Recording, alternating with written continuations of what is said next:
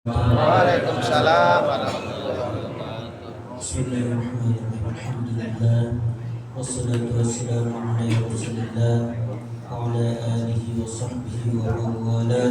La haula wa la quwwata illa billah. Bismillahirrahmanirrahim. Hadratun Nabi Mustafa Muhammad sallallahu alaihi wasallam wa alihi wa sahbihi wa dzurriyyatihi wa ahli baitil kiram.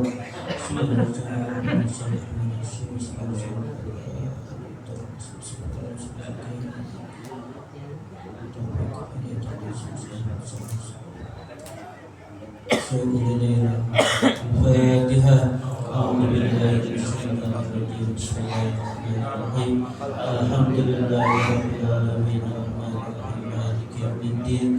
Iyyaka na'budu wa iyyaka nasta'in. Ihdinas siratal mustaqim. Siratal ladzina an'amta 'alaihim ghairil maghdubi 'alaihim waladdallin. Amin.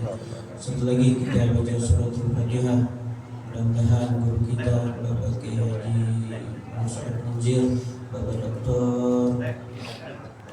Taufik yang sedang dirawat, dan semuanya keluarga kita yang kurang sehat atau penyakit yang ada di kita, mudah-mudahan diangkat oleh Allah Subhanahu wa Ta'ala. Dan khususnya untuk jamaah kuliah subuh Bapak almarhum Bapak Abdul Syukur bin Bapak Bandir atau Bapak Dudung yang rajin banget. Mudah-mudahan Allah mengampuni segala kesalahannya, menerima amal ibadahnya. Ala haji niyah ala kulli niyatin shalihah. Ila hadratin Nabi Al-Fatihah.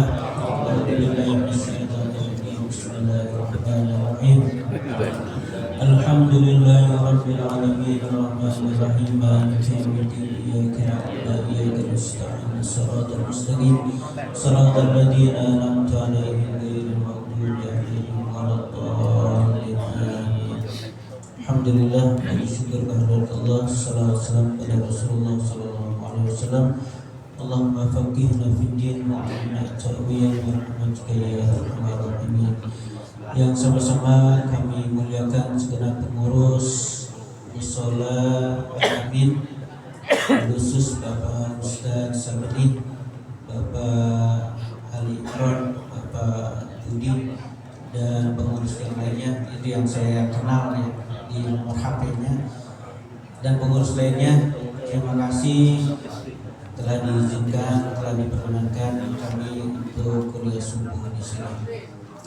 Mudah-mudahan Allah selalu memberikan kesehatan dan keberkahan kepada kita semuanya, khusus kepada pengurus mushola Al-Amin yang sama-sama kita muliakan. Pembina kuliah subuh Bapak Kiai Haji Muhammad Ali, Bapak Kiai Tabrani, Ketua kuliah subuh Bapak Ustaz Haji Abdul Munir MPD, Bendahara Bapak Muhammad Ali, Sekretaris Bapak Ustaz Ahmad Yunus, yang kami muliakan segenap dewan guru Bapak Kiai Haji Salahuddin, Bapak Kiai Haji Mahmudin, Bapak Ustaz Jarkasi, Bapak Kiai Haji Abdullah Rahman Arif, Bapak Ustaz Haji Hasan, Bapak Haji Hasim, Ustaz Azam yang telah mengirim kita, dan seluruh para ketua masjid dan mushola, para jamaah sekalian. Mohon maaf saya tidak sebutkan satu persatu, namun tidak mengurangi rasa hormat dan cinta kami. Alhamdulillah, bersyukur kepada Allah. Salawat salam kepada Rasulullah sallallahu alaihi wasallam. Alhamdulillah, kemarin kita ingat kembali peristiwa Isra Mi'raj Nabi Muhammad sallallahu alaihi wasallam. Silakan Pak, sambil aja Pak. Nanti kalau lagi ngaji begini, insya Allah kalau sambil makan ada yang masuk ya rumahnya. Makan ada yang masuk, insya Allah ilmunya juga masuk. Ya, peristiwa Isra Mi'raj kemarin sudah dibahas oleh guru kita Bapak Ustaz Miftah dan Bapak Dr. Kiai Haji Taufik. Isra Mi'raj itu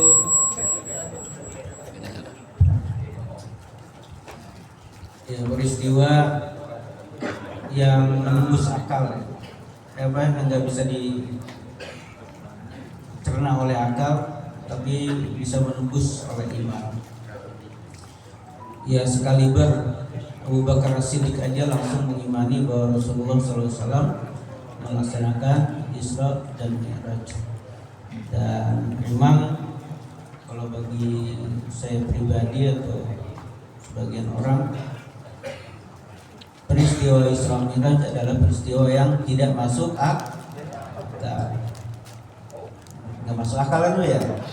Masuk. Semalaman dari sini dari Mekah Masjidil Aqsa terus ke langit, nggak masuk akal.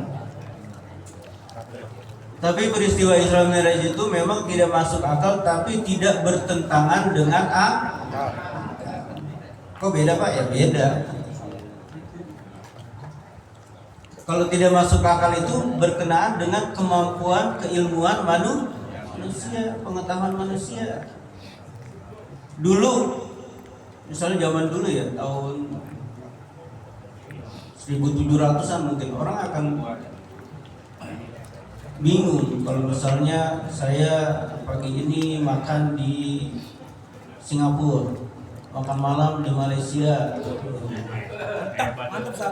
makan pagi di Indonesia. Zaman dulu bingung orang gimana. Ya emang nggak ada teknologi. Tapi kalau sekarang pagi sarapan di Singapura, makan siang di Malaysia, makan malam di Indonesia, itu mudah-mudah saja orang-orang itu. Jadi sebenarnya ya Isra Mi'raj itu harus kita imani. Tak usah karena Al-Qurannya jelas dan suatu peristiwa yang besar lagi. Kalau bukan peristiwa yang besar ya tidak dimulai dengan kata-kata subhanallah. Tidak akan ada peristiwa di dalam Al-Quran disebutkan kalau peristiwa itu tidak besar. Ya, jadi kita imani saja apa yang Rasulullah SAW ceritakan, sampaikan kepada kita umatnya, menjadi keimanan kita bahwa kita tidak hidup di dunia saja, tapi kita akan beralih nanti pada waktunya pindah ke alam yang selanjutnya. Bahwa dunia itu kecil. Kalau misalnya Bapak pernah ke planetarium, nah sekarang udah dibuka lagi tuh selama berapa 13 tahun tuh, ditutup. Kalau bisa sekali-kali banyak ajak anaknya gitu, bahwa dunia itu kecil banget gitu. Bumi itu kecil dibandingkan planet yang lain, apalagi dibandingkan dengan alam akhirat. Iya. Meningkat waktu, hadis yang selanjutnya hadis ke-17. Kita Mukhtar al-Hadis an-Nabawiyah karya almarhum Syekh Ahmad Al-Hashimi, seorang habib juga keturunan Rasulullah SAW. Wa bihi ilayqal.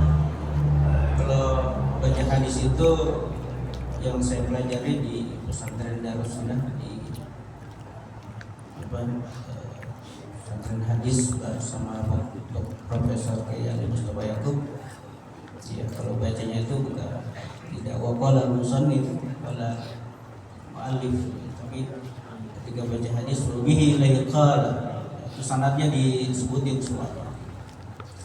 Ittaqillaha wa la tahqiranna minal ma'rufi syai'an walau an tufriqa min dalwika fi ina'il mustasqi wa an talqa akhaka wa wajhuka ilayhi munbasitun wa iyyaka wa isbal al-izar fa inna isbal al-izar min al-makhila wa la yuhibbuhu Allah wa in imru'un shatamaka wa 'ayyaraka bi amrin laysa fika fala tu'ayyirhu bi amrin huwa fihi wa da'hu yakun wabaluhu alayhi wa ajruhu laka wa la tasbanna ahadan. Rawahu At-Tayalisi an Jabir bin Sulaim. Maknanya ittaqillaha, bertakwalah kepada Allah. Kita diingetin terus tuh kalau Jumatan khatib enggak sah kalau enggak berwasiat takwa. Ittaqillaha, bertakwalah kepada Allah, wala tahqiranna minal ma'rufi syai'an, dan janganlah kamu meremehkan kebaikan sedikit pun. Walau an tufriqa min dalwika fi ina'il mustasqi, meskipun itu hanya menuangkan air dari timbamu ke dalam wadah orang yang meminta minum.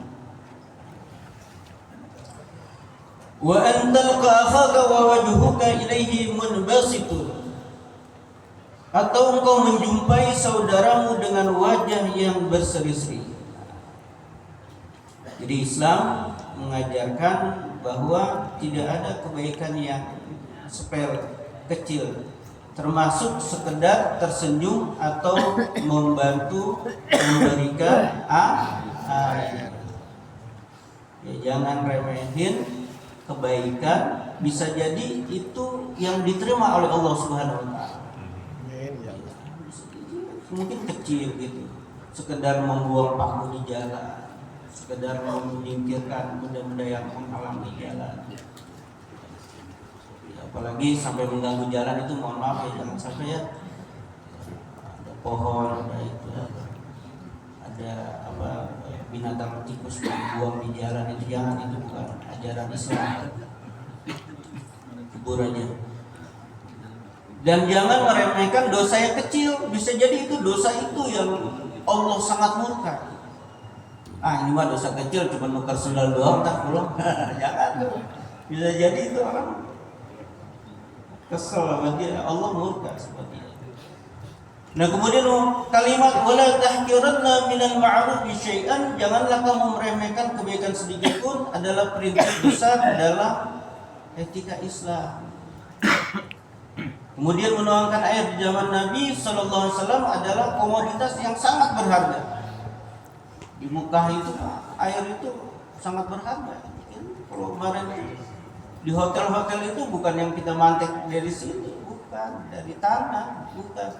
Hotel-hotel itu airnya itu datang dari tangki-tangki, dari disuling air laut, disuling, kemudian dibawa ke hotel. Enggak seperti kita di sini. Makanya dulu saya disuruh bersyukur waktu pesantren itu. Kenapa? Air di sini tuh melimpah ruah.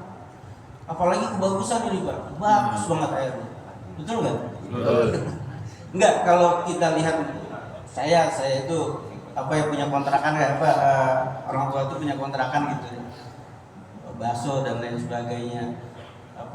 Orang-orang yang pada ngontrak itu kalau pulang kampung rasanya mukanya rada beda gitu.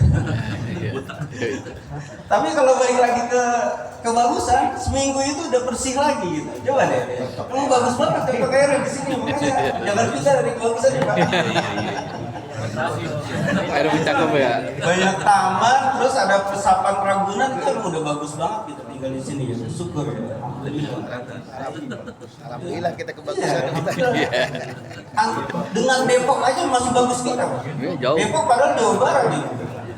Sampai orang yang pindah ke kontrakan saya bersyukur banget. Allah, airnya bagus banget di sini. Jelang beda air. Nah, kemudian wajah kita wa antal akhaka wajhuka ilaihi munbasit. Wajah kita yang berseri-seri adalah sedekah non materi.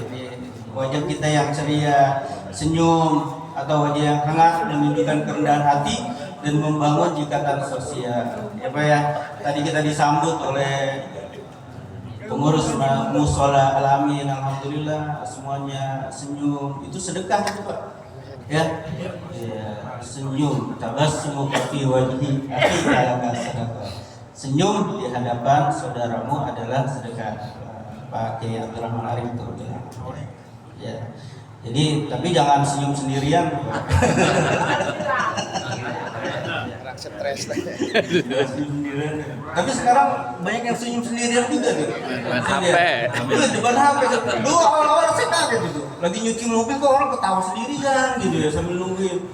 Oh, dia nonton YouTube. Itulah gara-gara HP itu kurang kenal sama orang jadinya kita ya. Dulu kalau lagi nyuci mobil nunggu rame-rame bareng gitu. Ngobrol. Sekarang udah masing-masing aja. Jangankan sama orang lain, sama keluarga aja kadang udah masing-masing gitu. Kalau lagi arisan HP, saya bilang HP-nya istirahat, dah. Kita arisan. Ya, bagian kerahman. Wa iyyaka, nah ini nih. Wa iyyaka wa isbalal izari fa inna isbalal izari minal makhilah wa la yuhibbuhu Allah. Dan hindarilah menjulurkan kain pakaian melebihi mata kaki, karena menjulurkan pakaian itu termasuk bagian dari kesombongan dan Allah tidak menyukai hal itu. Nah, ini salah satu latar belakang skripsi saya dulu di S1 ini nih. Jadi ada orang-orang yang pakai celana terlalu tinggi gitu ya. Itu padahal Sombong. kain atau pakai celana di katanya isbal gitu. Tapi harus ada sebab urut yang dilihat. Jadi hadis selanjutnya isbalnya itu melebihi mata kakinya itu karena kesombongan. Dulu kan kaisar dulu kan gitu. Iya. Karena kesombongannya. Jadi yang dosa itu karena sombongnya gitu. Kita pakai celana yang pantas-pantas aja, masa ada presiden celana kita sebetis gitu. Tidak pantas. Kalau misalnya melebihi mata kaki masuk neraka, jika mau faulal izan benar, itu kan hadisnya gitu. Siapa yang melebihi mata kaki di neraka? Abu Bakar. Ya itu raja-raja Saudi sekarang masuk neraka semua, itu cuma dia raja Saudi itu. Ya, melebihi semua, tapi karena kesombongannya. Nanti dijelaskan oleh Bapak Kiai Haji. Ya kalau kita itu makanya lihat-lihat harus punya guru. Jadi internet itu, YouTube itu ya lihat juga misalnya. Saya itu ngaji sama Kiai Haji Mustafa Yakub, ya nyinggung ini juga gitu. Ya udah yang kita lihat ulama-ulama kita ikuti, nggak usah beda-beda. Kayak Mu'alim Syafi'i Azami dan sebagainya. Saya sih tidak pernah langsung ke Mu'alim Syafi'i Azami, tapi ke murid-muridnya saya tahu. Ya, dia itu termasuk orang-orang yang nggak suka yang kayak gitu. Nah, selanjutnya ya perlu dipahami ya kenapa harus ada guru, ya kayak tasbih aja. Kalau lagi ibadah kan kita nggak boleh tuh ya menyala-nyala gini ya. Kalau kita itu nggak tahu ya, kalau kita misalnya begini nih, itu nggak sopan ya Pak ya? Dengkul kita di dagu, itu diomelin tuh sama orang tua kita tuh. Ya, nggak tahu kenapa tuh. Mungkin ciri orang malas kali ya. Ciri orang malas ya. Iya. Zaman Nabi itu kan nggak boleh nyala-nyala ini kalau lagi ibadah. Tapi kalau di luar ibadah nggak apa-apa.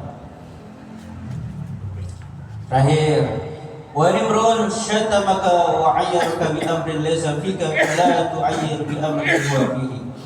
Biar dikit saya salin. Jika ada seseorang yang mencelamu atau menghinamu dengan suatu hal atau aib yang ia ketahui tidak ada pada dirimu, maka janganlah engkau balas menghinanya dengan aib yang ada pada dirinya. Jadi orang ngatain kita nih Pak, hoak gitu. Fitnah, padahal kita nggak ngerjain. Ya udah jangan dibalas. Kalaupun kita tahu dia aib dia itu punya aib ini nih, kan sekarang di TV kan kayak gitu tuh. Serang-serang. Kita yang gitulah kita ngaji, menjaga lisan, perintah untuk bersabar saat dihina, tidak membalas keburukan dengan keburukan yang sama. Jadi jangan membalas keburukan dengan keburukan. Wada'hu yakunu wabaluhu alaihi wa ajruhu laka wa la tasbanna ahadan. Biarkanlah dia, maka akibat buruknya akan kembali kepadanya dan pahalanya akan menjadi milikmu. Dan janganlah sekali-kali engkau mencaci maki siapa. Nanti kan ada yang tadlis, apa yang rugi gitu nanti kan ya di akhirat. Ada yang pahalanya besar tapi nggak dapat karena dipindahin kepada orang yang dianiaya. Kalau misalnya pahalanya sudah habis, dosa orang itu akan pindah kepada orang yang menganiaya. Ya, mudah-mudahan kita semuanya diberikan keberkahan, kesehatan, kekuatan yang selalu untuk menjaga ibadah kita, menjaga ibadah kita kepada Allah, tauhid kita kepada Allah Subhanahu wa taala. Wallahu a'lam bishawab. Assalamualaikum warahmatullahi wabarakatuh.